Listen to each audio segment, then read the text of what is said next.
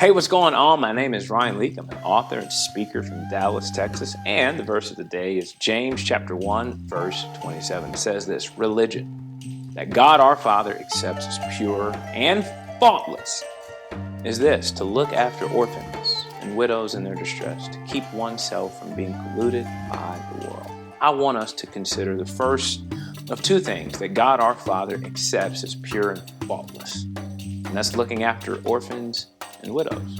It's one of those things I think most would agree that we should do something about it.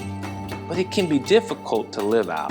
Why? Because how many conversations have you had where you ask somebody, you know any orphans? You know any widows? It's hard to meet a need that isn't directly in front of us all the time, right? I mean, my wife and I were reading this verse actually when we were dating. She said, "Don't you think we should look for a way to practice this verse?" I said, "Babe, I don't know any widows or orphans in our mid-20s. That's just not my space." She responded, "Yeah, but you do know a lot of people.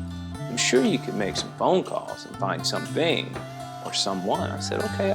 So I called the administrative assistant of our senior pastor at the time and I said, "Hey, how you doing? Look, so my girlfriend and I were reading about looking out for widows and orphans, and we just don't know where to start.